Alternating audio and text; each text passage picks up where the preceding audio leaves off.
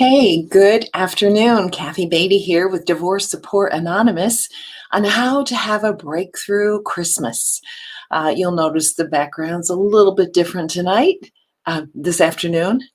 So, we want to talk about candles, light, and how important they are for us and in the Christmas season. But first, let's talk about breakthrough and what that means to you. To understand, where do you need that breakthrough? Is it emotionally? Is it spiritually? Is it physically? Is it financially? Where do you need that breakthrough? Because first we have to envision it, we have to see it, we have to acknowledge it, to recognize it before we can begin to move toward it. So where do you need that breakthrough? And if you've been with us this is day number 13, all past 12 days, you'll note that I always start with that because it's important for us to have that vision of something to move toward. Today we're going to talk about lights, candles. Candles are such a part of the Christmas season. They add so much ambiance, so much beauty, and yet they're quite simple, aren't they? Candles have been around forever, and they've always been a part of Christmas some way, somehow.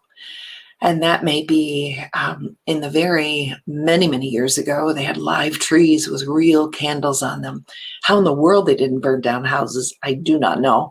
But candles have always been part of the Christmas story because light has always been a part of the Christmas story. And if you think about the story of Christmas, you have light in many different episodes in the Christmas story. You have the shepherds, with great light came about them, and they were sore afraid, right? And then you have the wise men who followed the light, which was the star. You have in not the Christmas story, but the story of Jesus, Mary of Magdalene, who entered, saw the tomb, and had such bright light that she had to shield herself against it. Paul on the road to Damascus, which was his encounter with God, started with a great light. So light is a part of the Christmas story. And with candles, with very simple candles, we can create an atmosphere, an ambiance of Christmas. And so when we look at light, we look at what it dispels, what it takes away from us. It takes away the darkness. I know when my kids were little, they sang a song, "It only takes a spark to get a fire going." It only takes a little light to get rid of the darkness. And many of you feel like you are in darkness right now, that all around you is dark because of what you're going through and what you've experienced. But look at how little the light adds, how much a little light adds to the situation. God is light. God is light. And so maybe, just maybe, your breakthrough is going to come when you decide that you are ready to receive light, that you're tired of darkness, whether that's the darkness of the situation, whether that's the darkness that's been hovering over your life. Maybe, just maybe, it's time to receive the darkness. A few great scriptures. I love this because I think you can relate to it. Do not gloat over me, my enemy. And your enemy may be the darkness, or it may be some people in your life. Though I have fallen, I will rise. Though I sit in darkness, the Lord will be my light. The light gives us direction in which to move. It shows us truth. It shows us where we're at. And it enlightens our life.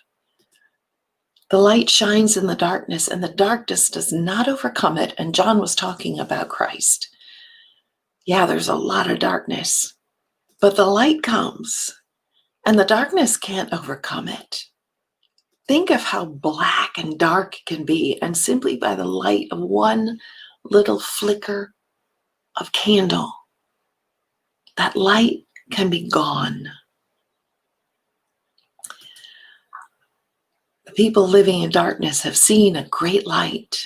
Those living in the land of the shadow of death, a light has dawned. Light. We realize how desperate we are when we are in darkness and we cannot see where we're going.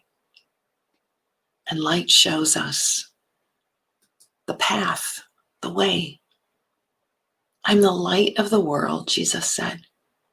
Whoever follows me will never walk in darkness, but will have the light of life. I can't imagine what it is like to be blind, to not be able to see any light. And yet many of us are living in our circumstance as if we are living totally in darkness, blinded by the situation that we are facing. But Christmas is that the light has come. And you may wonder and shrug your shoulders and roll your eyes, say, why does she always have to go back to the spiritual side of it? Because it is so vital to not only your survival for this life, but your survival for the next. The light has come. And maybe, just maybe, this is the time to draw close to the light, to bring the lightness into your darkness.